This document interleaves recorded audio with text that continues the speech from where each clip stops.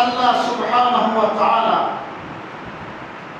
61 হিজরি নবীজির ইন্তেকালের 50 বছর পরে মুহররম মাসের 10 তারিখ আশুরার দিন, সেই দিনটাও ছিল আজকের মতো জুমার দিন। ইরাকের কারবালা নামক শহরে এলাকাতে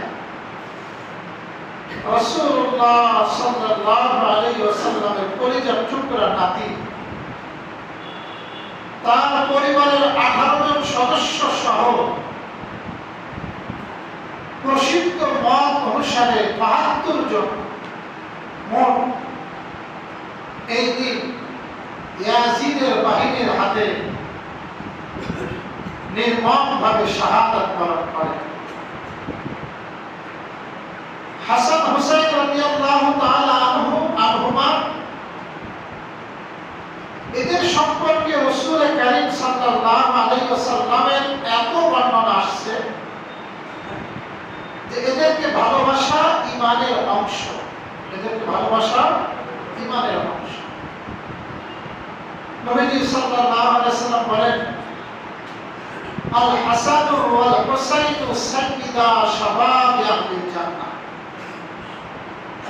হাসান এবং হুসাইন এই দুইজন হবে জান্নাতের যুবকদের সর্দার। সহিহ বুখারী বর্ণনা, ইরাক থেকে এক লোক আসছে, আব্দুল্লাহ ইবনে ওমর রাদিয়াল্লাহু তাআলা আনহুকে মাসআলা জিজ্ঞাসা করতেছেন যে মশার রক্তর বিধান, মশার রক্ত যদি গায়ে লাগে নামাজ হবে না হবে না, এই মশার রক্তর মাসআলা শুনতে আসছে ইরাক থেকে এক ব্যক্তি। আব্দুল্লাহ ইবনে ওমর রাদিয়াল্লাহু তাআলা আনহুমা চোখের পানি ছেড়ে দিয়ে বলেন, তোমাদের তো শরম হওয়া দরকার, মশার রক্তর মাসআলা শুনতে আসছো রাসূলুল্লাহ সাল্লাল্লাহু আলাইহি ওয়াসাল্লামের নাতির রক্ত প্রবাহিত করার পর। যখন রাসূলের নাতির রক্ত প্রবাহিত করেছিল তখন মাসআলা কোথায় ছিল? এখন আসলে এই মাসআলা শুনতে। অথচ আমি নবীর কান থেকে শুনেছি, রাসূলের মুখ থেকে শুনেছি, ইন্নাহুমা রায়হানাতায়া মিনাদ দুনিয়া। হাসান হুসাইন হলো এই দুনিয়াতে, এই দুনিয়ার দুটি ফুল আমার জন্য। মানুষ ফুলকে যেমন ভালোবাসে, নবীজি হাসান হুসাইনকে এইভাবে ভালোবাসেন।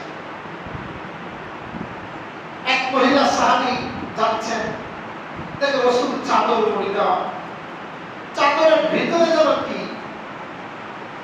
আবার প্রতিবন্ধী দেখে একই অবস্থা আসার সময়।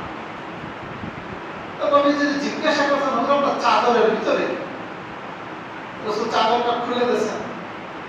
নবীজির দুই রানে, এক রানে হাসান বসা, আর এক রানে হুসাইন বসা। নবীজি বলেন, আমার দুই সন্তান, আমার মেয়ের দুই সন্তান, আমি এদের দুইজনকে ভালোবাসি। আল্লাহুম্মা আহিব্বুহুমা মান ইউহিব্বুহুমা। হে আল্লাহ, আমার এই দুই সন্তানকে যারা ভালোবাসে, আমার হাসান হুসাইনকে যারা ভালোবাসে, তুমিও তাদেরকে ভালোবাসো। যারা হাসান হুসাইনকে ভালোবাসে, নবীর দোয়া, আল্লাহ তাদেরকে ভালোবাসে। মুস্তাদরাকে হাকিমের হাদিস, নবীজি সাল্লাল্লাহু আলাইহি ওয়াসাল্লাম একদিন নামাজে দাঁড়াচ্ছেন, ছোট্ট সন্তান হুসাইন তো সাথে আছে, একেবারে ছোট, ভালোভাবে দাঁড়াতেও পারে না। নবীজি নামাজের ইমামতি করতে সামনে দাঁড়াইছেন, নবীজির ডান পাশে হুসাইনকে দাঁড় করাইছে, বসাইছে। এবার রাসূল ইমামতি করতে শুরু করছেন, লম্বা সময় সিজদা করছেন, অনেক লম্বা। সাহাবীদের মধ্যে সাহাবীরা চিন্তা করে, এত লম্বা সিজদা? এক সাহাবী শাদ্দাদ ইবনে আউস রাদিয়াল্লাহু তাআলা, শাদ্দাদ বলেন, আমি নামাজের মধ্যে মাথা উঁচু করলাম, কি হইল দেখার জন্য। এত লম্বা সময় সিজদা। আমি দেখি নবীজি সেজদায় আছেন আর নবীজির পিঠের উপরে হুসাইন বসা। সুবহানাল্লাহ। এবার নামাজ শেষ হয়েছে, সাহাবীরা জিজ্ঞাসা করলেন, ইয়া রাসূলুল্লাহ, কি ব্যাপার, নামাজের মধ্যে কোনো ওহী নাযিল হয়েছে কিনা? এত লম্বা সময় আপনি সেজদায় ছিলেন। রাসূলুল্লাহ সাল্লাল্লাহু আলাইহি ওয়াসাল্লাম বলেন, না, কোনো ওহী নাযিল হয়নি। আমি সেজদায় ছিলাম কেন এত লম্বা সময়? আমার নাতি হুসাইন আমার পিঠের উপরে ছিল, আমি চাচ্ছিলাম না নামায় দিই। এই জন্য যতক্ষণ ওর মরে যাইছে আমার পিঠের উপরে ছিল, এরপরে যখন সে নেমে গেছে এরপর আমি সেজদা থেকে উঠছি। সুবহানাল্লাহ। নবীজি খুতবা দিচ্ছেন, জুমার খুতবা। হাসান হোসেন মসজিদে ঢুকছেন, গায়ে দুটো চাদর, ছোট মানুষ, হাতে আর পড়ে যায়, সামলাইতে পারতেছে না চাদর। নবীজি খুতবারত অবস্থায় খুতবা থেকে নেমে গেছেন, নেমে যে দুইজনে আকসেপ্ট করে এরপরে এখানে বসাইছেন আর বলে, ইন্নামা আওলাদুকুম ওয়া আমওয়ালুকুম ফিতনা, তোমাদের সন্তান, তোমাদের মাল, এগুলো সব পরীক্ষা। এগুলো সব কি? পরীক্ষা। তো রাসূলুল্লাহ সাল্লাল্লাহু আলাইহি ওয়াসাল্লাম এইভাবে ভালোবাসতেন, সবসময় ঝাড়ফুঁক করতেন হাসান হোসাইন। হাদিসে শব্দ আসছে, রাসূল একটা ঝাড়ফুঁকের শব্দ বলতেন, উঈযুকুমা মিন কুল্লি আউযু বিকালিমাতিল্লাহি তাম্মা মিন কুল্লি শাইতানিন ওয়া হাম্মা ওয়া মিন কুল্লি আইনিন লাম্মা। এটা বলতেন, আউযু বিকালিমাতিল্লাহি তাম্মা, আমি আশ্রয় প্রার্থনা করতেছি আল্লাহ পূর্ণাঙ্গ কালিমার দ্বারা, অমিন কুল্লি শাইতানিন ওয়া হাম্মা, প্রত্যেক শয়তান থেকে আল্লাহর আশ্রয় নিলাম, প্রত্যেক বিষাক্ত প্রাণী থেকে আল্লাহর আশ্রয় তোমাকে দিলাম, অমিন কুল্লি আইনিন লাম্মা, এবং বদনজরের ক্ষতি থেকে আল্লাহ তোমাকে হেফাজত করেন, আল্লাহর আশ্রয় তোমাকে দিলাম। ইব্রাহিম আলাইহিস সালাম তার দুই পুত্র ইসমাঈল এবং ইসহাককেও এই কাজের উপরে দম্পতি ফুলি দিলেন। তো এরকম অনেক বর্ণনা আসছে নবীজি হাসান হুসাইনকে ভালোবাসা। এই জন্য আমরা হুসাইনকে ভালোবাসি, মুসলমান মাত্রই হুসাইনকে ভালোবাসতে হবে, নবীর পরিবারকে ভালোবাসতে হবে। তবে যেইগুলো রাসূল বলেননি, যেইগুলো নবীজি নিষেধ করেছেন, সেই কাজ করা থেকেও বিরত থাকতে হবে। নবীজি সাল্লাল্লাহু আলাইহি ওয়াসাল্লাম এই নাতি কারবালার প্রান্তরে শাহাদাতের বর্ণনা সংক্ষেপে আমরা একটু শুনি, এরপর আমরা পর্যায়টা শুনি। নবীজি সাল্লাল্লাহু আলাইহি ওয়াসাল্লাম যখন দুনিয়াতে আসেন, তখন দুনিয়ার যে সমাজ ব্যবস্থা ছিল, সব গোত্রে গোত্রে প্রধান হইত, আলাদা রাষ্ট্র ছিল কম, এক এক গোত্রের এক এক নেতা। নেতা নির্বাচনের প্রক্রিয়া ছিল বংশতান্ত্রিক, যে মারা গেছে তার ছেলে হবে এই গোত্রের অধিপতি, এভাবেই ছিল। রাসূলুল্লাহ সাল্লাল্লাহু আলাইহি ওয়াসাল্লাম 10 বছর মদিনা সহ আশপাশ অঞ্চল শাসন করলেন। ইন্তেকালের আগে নবীজি সাল্লাল্লাহু আলাইহি ওয়াসাল্লাম এই ক্রিয়াকে, এই পদ্ধতি অবলম্বন করলেন না। নবীজি সাল্লাল্লাহু আলাইহি ওয়াসাল্লাম কি পদ্ধতি অবলম্বন করলেন? যাদের ত্যাগ বেশি ছিল, ইসলামের জন্য যাদের কুরবানি বেশি ছিল, যোগ্যতার ভিত্তিতে আমির নিযুক্ত হবে এবং সেই আমির পরামর্শ ভিত্তিক দেশ পরিচালনা করবে।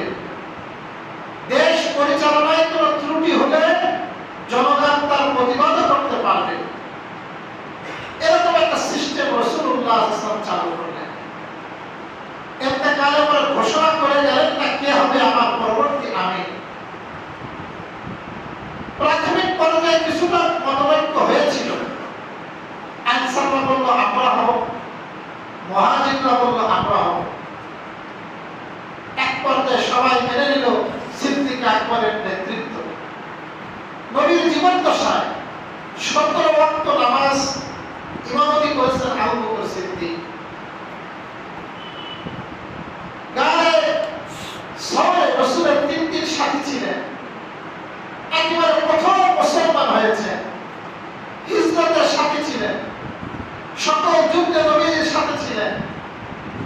বিভিন্ন গুণাবলীর ভিত্তিতে সব লোকজন আবু বকরের হাতে বায়াত হলেন। সিদ্দিক একবার দেশ চালালেন। ওনার ইন্তেকালের আগে উনি পরবর্তী খলিফার নাম ঘোষণা করে গেলেন। নবী তো ঘোষণা করে যায়নি, কিন্তু আবু বকর ঘোষণা করে গেলেন যে আমার পরবর্তী খলিফা হবে ওমর। সবাই হযরত আবু বকরের মনোনয়নকে পছন্দ করলেন। ঘোষণা করলেই খলিফা হয়ে যায় না, এরপরে ওই মনোনীত ব্যক্তির হাতে সবাই বায়াত হতে হয়। সবাই বায়াত হলো, উনি দেশ চালালেন। ওনার ইন্তেকালের আগে, ওমর ফারুকের ইন্তেকালের আগে উনি একেবারে নামও ঘোষণা করলেন না, আবার সবার কাছে বিষয়টাকে মাজহুল বা অজ্ঞ রেখে গেলেন না। উনি 6 জন ব্যক্তি নির্ধারণ করলেন এবং বললেন আমার পরবর্তী খলিফা এই 6 জনের মধ্য থেকে হবে। এই 6 জনই ছিলেন আশারায়ে মুবাশশারা, জান্নাতের সুসংবাদ প্রাপ্ত 6 জন। সেই 6 জনের তালিকায় রাখলেন ওসমানকে, আলীকে, আব্দুর রহমান ইবনে আউফকে, সাঈদ ইবনে আবি ওয়াক্কাসকে, তালহাকে, জুবাইর ইবনে আওয়াম। 6 জন আশারায়ে মুবাশশারা। ইসলামে এনাদের কুরবানি অসংখ্য। বলে এই 6 জনের মধ্যে পরামর্শক্রমে একজন আমির নিযুক্ত হবে। আব্দুর রহমান ইবনে আউফ বললেন 6 জন এক জায়গায় মিটিংয়ে, আমার খলিফা হওয়ার কোনো আশা নেই, আমি হব না, আমি আমার নাম প্রত্যাহার করলাম। তবে আপনারা 5 জন যদি আমাকে দায়িত্ব দেন, আমি পরামর্শক্রমে জনগণের মতামত নিয়ে পরবর্তী আমি ঘোষণা করব। বাকি 5 জন দায়িত্ব দিলেন আব্দুর রহমান ইবনে আউফকে। ঠিক আছে, আপনি মতামত নিয়ে ঘোষণা করবেন। 3 দিন 3 রাত আব্দুর রহমান ইবনে আউফ মতামত নিলেন। মতামত নেওয়ার পরে সিনিয়র সমস্ত সাহাবায়ে কেরামকে ডাকা হলো মসজিদে নববীতে এবং হযরত আলীকে তিনি জানাই দিলেন আমি যে মতামত নিয়েছি, মতামতের মধ্যে সিংহভাগ মতামত উসমানের পক্ষে আসছে, আপনি তাকে মেনে নেন। আলী রাদিয়াল্লাহু তাআলা আনহু সহ উপস্থিত সবাই হযরত উসমানকে খলিফা রূপে মেনে নিলেন। উনি দেশ চালালেন লম্বা সময়, 11 বছর। উসমান মেজাজগতভাবে স্বাভাবিকভাবে খুব নরম তবিয়তের ছিলেন, খুব কোমল হৃদয়ের ছিলেন, খুব দানশীল ছিলেন। ওনার শাসনটা দেখা গেল সাবাই ইহুদিরা এবং খালিদের উত্থান ঘটতে লাগলো এবং এক পর্যায়ে তো ইহুদিদের চক্রান্তে তিনিও শহীদ হয়ে গেলেন। তিনার শাহাদাতের পর উপস্থিত সাহাবায়ে কেরাম পরামর্শ ভিত্তিতে হযরত আলীকে পরবর্তী খলিফা হিসেবে গ্রহণ করলেন। তিনি চালালেন 4 বছর। তার শাসনামলেও বিভিন্ন অঞ্চলে এই সাবাই আর খারেজি এদের উত্থান খুব মাথা চাড়া। এবং হযরত আলী রাদিয়াল্লাহু তাআলা আনহু শহীদ হয়ে গেলেন। হযরত আলী রাদিয়াল্লাহু তাআলা শহীদ হলেন, খলিফা হলেন হযরত হাসান। 40 হিজরির ঘটনা।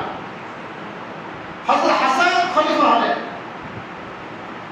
হাসান রাদিয়াল্লাহু তাআলা এলাকা ছিল মদিনার আশপাশ,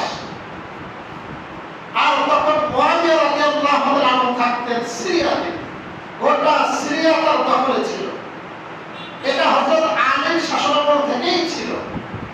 জঙ্গে সিফফিন হয়েছিল 37 হিজরিতে। এই জঙ্গে সিফফিনের পর থেকেই হযরত মুয়াবিয়ার ক্ষমতা ছিল সিরিয়াতে। হযরত আলীর সাথে হযরত মুয়াবিয়ার একটু দ্বন্দ্ব ছিল। দ্বন্দ্ব কি? হযরত উসমানকে শহীদ করা হয়। হযরত উসমান রাদিয়াল্লাহু আনহুর গোত্রের লোক ছিলেন। আমির মুয়াবিয়ার পক্ষ থেকে আবেদন ছিল, আগে আপনি উসমান হত্যার বিচার করবেন, তাদেরকে ফাঁসির কাষ্ঠে ঝুলাবেন, এরপর আপনি বাকি কাজ করবেন। আলী রাদিয়াল্লাহু আনহু যুক্তি ছিল না, এখন এই মুহূর্তে এই সাবাইরা, এই ইহুদি দুশমন, মুসলমানদের দুশমনেরা বিভিন্ন প্রশাসনিক জায়গায় তারা ছড়িয়ে ছিটিয়ে আছে। এই মুহূর্তে যদি আমি বিচার করতে যাই তাহলে দেশের মধ্যে বিশৃঙ্খলা হবে। আগে আমি দেশটা ভালোভাবে স্থির হই, সবকিছু আমার নিয়ন্ত্রণে আনি, এরপর বিচার। মূল ইখতিলাফ কিন্তু উসমান হত্যার বিচার।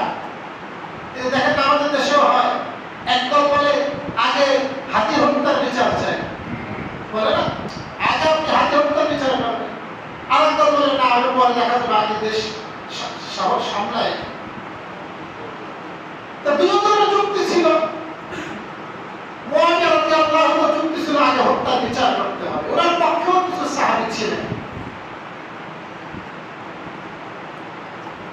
হযরত হাসান যখন দেশ পরিচালনার দায়িত্বে আসলেন, 6 মাস উনি দেশ চালিয়েছিলেন। দেখা গেল যে হাসান রাদিয়াল্লাহু আনহু জামানায় ওই বিদ্রোহীরা হয়ে গেছে বিভিন্ন জায়গায়। এক পর্যায়ে এমন হয়ে গেল যে হাসানের সাথে হযরত মুয়াবিয়ার যুদ্ধ বেঁধে গেল। হাসান রাদিয়াল্লাহু আনহু বললেন যে আমি যুদ্ধ চাই না, আমি আমার দায়িত্ব থেকে অব্যাহতি নিলাম, আপনি দেশ পরিচালনা করেন। উনি 6 মাস দেশ পরিচালনার পরে দায়িত্ব দিয়ে দিলেন। এবার হযরত মুয়াবিয়া দেশ পরিচালনা শুরু করলেন। গোটা অঞ্চল 40 হিজরি থেকে 60 হিজরি হযরত মুয়াবিয়া রাদিয়াল্লাহু আনহু দেশ পরিচালনা করেছেন। একেবারে ইনসাফের সাথে, একেবারে সমস্ত ফিতনা এই 20 বছরের দমায় দিয়েছিলেন। বিভিন্ন অঞ্চল মুসলমানদের দখলে আসতেছিল। এমনকি এই নবী পরিবারের প্রতি হযরত মুয়াবিয়ার আন্তরিকতা খুব ভালো ছিল। তাদেরকে মাসে মাসে উনি উপঢৌকন দিতেন। হুসাইন রাদিয়াল্লাহু আনহু মাঝে মধ্যে যাইতেন সিরিয়াতে, তখন দারুস সালতানাত ইসলামের রাজধানী হয়েছিল সিরিয়া, দিমাশক, ওখানে হযরত হুসাইনও যাইতেন। মুয়াবিয়া যখন আসতেন জিয়ারতে কাবাইনে, হারামাইন শরীফে, উনিও তখন দেখা করতেন। এভাবে 20 বছর পরিচালনা করেছেন হযরত মুয়াবিয়া রাদিয়াল্লাহু আনহু। ওনার মৃত্যুর আগে 60 হিজরির আগে উনি যখন বুঝলেন আমার হায়াতের বেশি দিন নাই, উনি চাইলেন আমার পরবর্তী মনোনয়ন, পরবর্তী খলিফাকে হবে মনোনয়ন আমি দিয়ে যাব। উনি পরামর্শ নিলেন আশপাশ যারা থাকে, আশপাশ যারা মুসাহিদ থাকে, যারা সাথী সঙ্গী থাকে, এনারা পরামর্শ দিল আপনার ছেলে আছে ইয়াজিদ, সে অনেক শক্ত মানুষ, শক্তভাবে দেশ পরিচালনা করতে পারবে, আপনি তারে মনোনয়ন দেন। আমাদের দেশগুলো তো দেখবেন এরকম হয়, রাজার ছেলে কি হয়, রাজা হয়। দেখা যায় একজন নেতা ছিল, তার মৃত্যুর পরে তার ছেলে যোগ্যতায় ওই পর্যায়ে না, তার দলের অন্যান্য আর অনেক ত্যাগী নেতা আছে, সব শিক্ষিত আছে, কিন্তু দেখা যায় কি মানুষ ওই নেতার ছেলের নেতা বানায়। এতে অনেক দিকে ফায়দা হয় যে সে এসে সবাই সামলাইতে পারে। একদল মানুষ আগের থেকেই তার অনুগত থাকে, বাকি দলটাকে অনেক সময় সংরক্ষণ করার চেষ্টা করে। এটা রাজনীতিতে আছে, পীর মধ্যেও আছে। দেখবেন যে পীর তার সন্তান গদ্দি নিষিদ্ধ হয়, তার সন্তানই গদ্দি নিষিদ্ধ হয় সাধারণভাবে। এর কারণ হলো দেখা যায় কি যে এর দ্বারা সে সামলাতে ভালো পায়।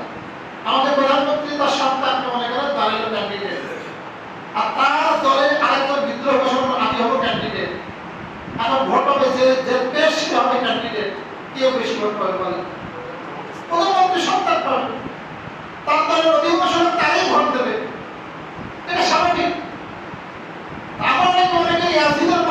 ছিল না, ইয়াজিদের পক্ষে সিরিয়ায় বিশেষ করে যারা ছিল তারা সবাই ইয়াজিদের পক্ষে ছিল।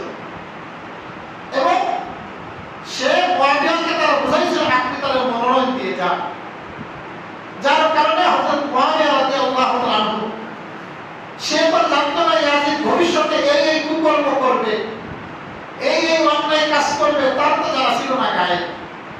সে মনোনয়ন দিয়ে যায়। এবার মনোনয়ন দেওয়ার পরে মনোনয়ন যখন দিয়ে মৃত্যুবরণ করে তখন ইয়াজিদ ওখানে ছিল না।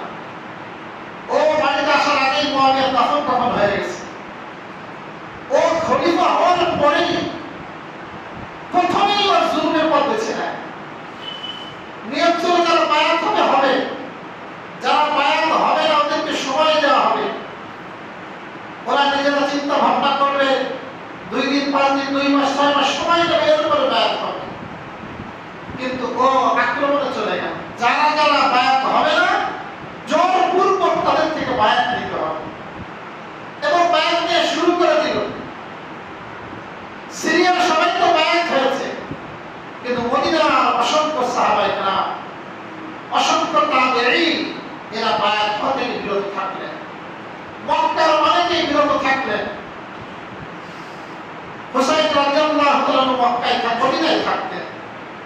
এবার মদিনা থেকে চিঠি আসতে লাগলো, কুফা থেকে, ইরাকের কুফা চিঠি আসতে লাগলো হুসাইন রাদিয়াল্লাহু তাআলার কাছে, আপনি আসেন, আপনি ইরাকে আসেন, আমরা ইরাকের নাগরিকরা আমরা ইয়াজিদকে চাই না, আমরা আপনাকে চাই, আপনি আসলে আমরা আপনার হাতে বায়াত হব। লক্ষ লক্ষ মানুষের পক্ষ থেকে চিঠি। হুসাইন রাদিয়াল্লাহু তাআলা চিন্তায় পড়ে গেলেন, মদিনা থেকে মক্কায় গেলেন, পরামর্শ করলেন। অনেক সাহাবী পরামর্শ দিলেন আপনি তাদের উত্তরে ইরাকে যেন না, কারণ ইরাকের মানুষ এরা দুর্বল চিত্তের মানুষ। এখন হয়তো অনেক আবেগ দেখাচ্ছে, কিন্তু যখন কঠিন সময় আসবে, যখন কোনো চাপের মধ্যে তারা পড়বে, আপনার ফাঁকা রেখে তারা সরে যাবে।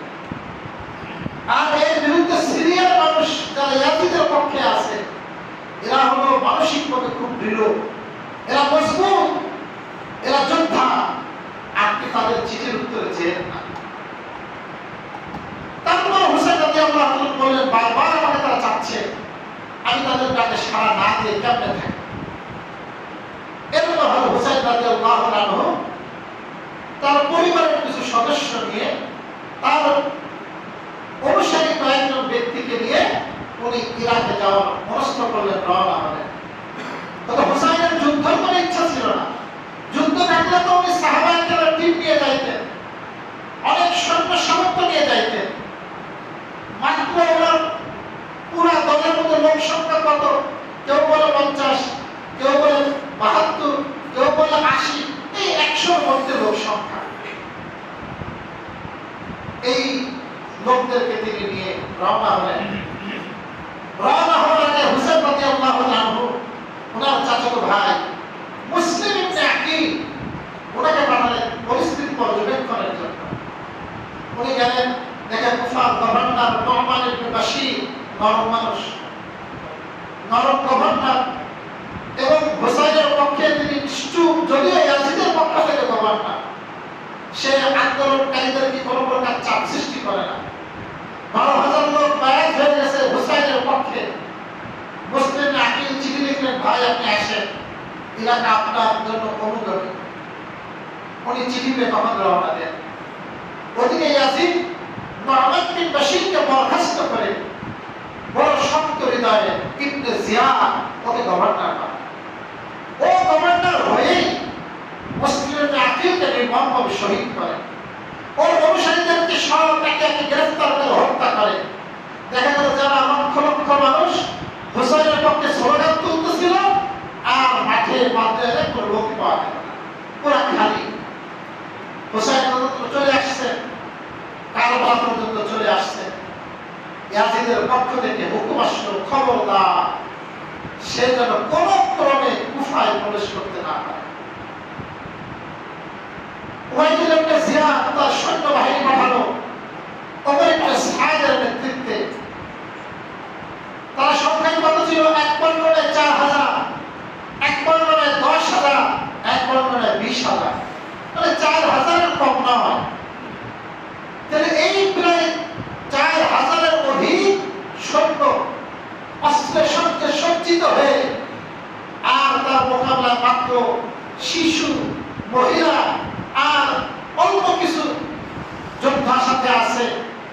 70-80 জন সাহাবী তাবেঈ এদেরকে নিয়ে হুসাইন রাদিয়াল্লাহু আনহু কারবালা প্রান্তরে দুই দল মুখোমুখি হলে ওমর ইবনে সাদ চাচ্ছিলেন না আমি তার সাথে লড়াই করি, কিন্তু ইবনে জিয়াদ এমন ভাবে চাপ সৃষ্টি করলো যে তুমি যদি না করো তোমাকে দায়িত্ব অব্যাহতি না, তোমাকে কঠিন শাস্তি দেওয়া হবে। এরপরে ওমর ইবনে সাদ হুসাইন রাদিয়াল্লাহু আনহু মোকাবেলায় দাঁড়িয়ে গেল। একদিকে হুসাইন, এক পর্যায়ে তাদের খাবারের পানি পর্যন্ত বন্ধ করে দেওয়া হয়েছে। সমস্ত শিশুরা ক্ষুধায় ছটফট করতেছে।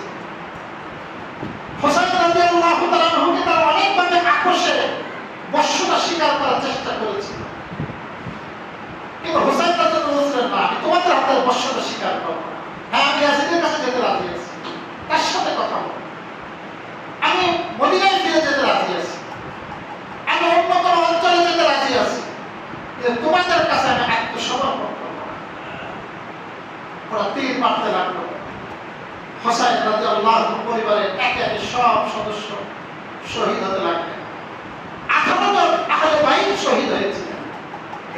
তার মধ্যে হলো হুসাইনের ছোট্ট দুধের শিশু, 6 মাস বয়স, নাম আলী আসগার। ওনার দুই পুত্রের নাম আলী, একটার নাম আলী আসগার মানে জুনিয়র আলী, একটার নাম আলী আকবর সিনিয়র আলী। এই আসগার আলী ছিল একেবারে ছোট, 6 মাস দুধের শিশু। একেও পর্যন্ত তীর মেরে শহীদ করা হয়েছে। সীমা এবং সিনার হামলা করে হুসাইন রাদিয়াল্লাহু তাআলা আনহুকেও শহীদ করে দিয়েছে। ওরা মস্তক পর্যন্ত বিখণ্ডিত করা হয়েছে। এই মস্তককে আবার সেই ইয়াজিদের দরবারেও পাঠানো হয়েছে। সুতরাং কারবালার ইতিহাস বড় মর্মান্তিক ইতিহাস, যে এই উম্মতের এক দলের হাতে নবীর পরিবারের সদস্যরা নির্মমভাবে শহীদ হয়। এই ঘটনায় তো মুসলমান মানেই ব্যথিত, সবাই কষ্ট পায়, কিন্তু তাই বলে এই যে শিয়ারা যা করে, ওরা মাতম করে, ওরা মুখ থামড়ায়, ওরা শোক র্যালি করে এবং এই বিষয়ে তারা হোসাইনকে কেন্দ্র করে বাকি সমস্ত সাহাবায়ে কেরাম, অসংখ্য সাহাবায়ে কেরাম তাদেরকে গালিগালাজ করে। কোন ব্যক্তি মারা গেলে তার জন্য কাঁদা যায়। নবীজির 3 পুত্র সন্তান ছিল। এক পুত্র সন্তানের নাম ইব্রাহিম। ইব্রাহিম যখন মারা যায়, নবীজি বুকের মধ্যে নিয়ে, কোলের মধ্যে নিয়ে কাঁদতেছিলেন। ইব্রাহিম খুব কাঁদতেছিলেন। কেউ এসে বললেন, ইয়া রাসূলুল্লাহ, আপনিও কাঁদেন? আপনি না আল্লাহর রাসূল, আপনি কেন কাঁদেন? নবীজি বললেন, তখন দেখো ওয়াইনাল উয়ুনা তাতবাউ, চোখ তো প্রবাহিত হয়, ওয়াইনাল কুলুবা তাহজানু, অন্তর এটা পেশাব হয়, ওয়ালা নাকুলু ইল্লা মা ইয়ারদাল্লাহ, আমরা এমন কোনো কথা বলি না যেই কথা বললে আল্লাহ নারাজ হয়।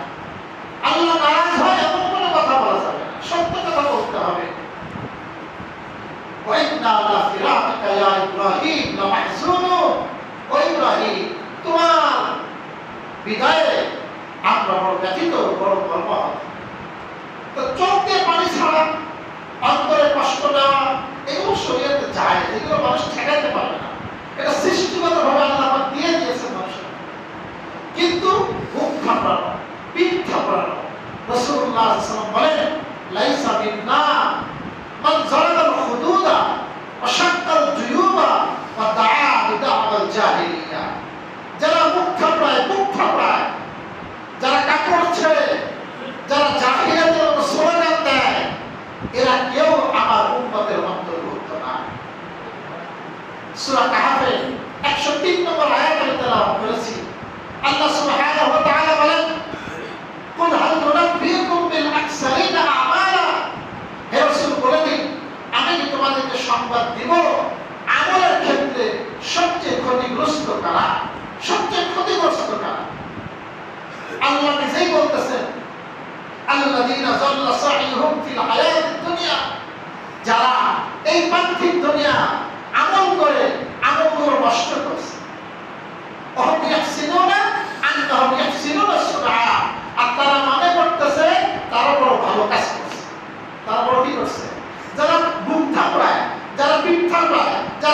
কাটে, এইগুলো ওরা মনে করতেছে আমরা ভালো কাজ করতেছি, কিন্তু আল্লাহ তাআলা বলতেছে ওরা মনে করে ভালো কাজ, কিন্তু এই কাজগুলো আল্লাহ পাক বিভ্রান্ত করে দিয়েছেন, বাতিল করে দিয়েছেন। এই আমলগুলো আল্লাহর কাছে গ্রহণযোগ্য না। এটা শুধু তাদের জন্য না, এটা আল্লাহ পাক মুতলাক বলেছেন, সবার জন্য বলেছেন। এমন কোনো কাজ করা যাবে না। বেদাতীরা কবরে পূজা করে, ওই কবর নিয়ে পড়ে থাকে, আর যদি মনে করে আমি বলো ভালো কাজ করতেছি, ভালো কাজ, সে তো মনে করে ভালো কাজ, সারা জীবন এই কবর পূজা করেই দিন অতিবাহিত করে দিল, সারা জীবন সে এইভাবে জীবনযাপন করলো, কিন্তু আল্লাহর ভাষায় এদের দুনিয়াও বাতিল, আখিরাতও বাতিল, এরা হলো সবচেয়ে বেশি ক্ষতিগ্রস্ত। এই জন্য শিয়াদের মতো এইভাবে মাতক করা যাবে না, এইভাবে শোকরালি করা যাবে না। আরেকটা বিষয় হলো যে আমির মুআবিয়া রাদিয়াল্লাহু আনহু তার মনোনয়নকে কেন্দ্র করে এখন আপনি তার সমালোচনায় মুখর হলেন, কেন তিনি মনোনয়ন দিলেন এই কথা বলাও যাবে না। কারণ হযরত মুআবিয়া তিনি সাহাবী, ইয়াজিদ সে বড়, আপনি তার সমালোচনা করেন, তার কুকীর্তি বর্ণনা করেন, কিন্তু হযরত মুআবিয়ার সমালোচনা করা যাবে না। কারণ মুআবিয়া তিনি কাতিবে ওহী ছিলেন, ওহী লিখতেন। কোরআন আমরা পড়ি, এই কোরআনের যে 21-22 জন লেখকের নাম পাওয়া যায়, সেই 21-22 জনের অন্যতম একজন হলেন হযরত মুআবিয়া রাদিয়াল্লাহু তাআলা। ওনার সম্পর্কে আল্লাহ রাসূল বলেছেন, আল্লাহুম্মা জাআলহু হাদিয়াম মাহদিয়া, হে আল্লাহ আপনি তাকে হেদায়েতে ভরপুর করেন এবং তার দ্বারা অন্যকে হেদায়েত প্রাপ্ত করেন। তার রাসূলের দোয়া আছে তার সম্পর্কে। এই জন্য কোন সাহাবী আমরা সমালোচনা করি না, সকল সাহাবী সমালোচনার বাইরে। আল্লাহ সুবহানাহু ওয়া তাআলা যা কিছু আলোচনা করলো আমাদের সকলকে বোঝানোর তৌফিক দান করুন। বিশাল শত্রু এই বীর মুশাররফে আমরা এই জাতীয় যত বাজে গল্প আছে, যেখানে এমনভাবে রং চড়ে সাহাবীদের সম্পর্কে এই ঘটনা রং মাখায় এমনভাবে পেশ করে যার সহিহ বর্ণনা পাওয়া যায় না। আল্লাহ তাআলা আমাদের সকলকে সে সমস্ত ভুল অপব্যাখ্যা থেকে হেফাজত করুন। আমিন ওয়া দাওয়ানা আলহামদুলিল্লাহি রাব্বিল আলামিন। রাসূল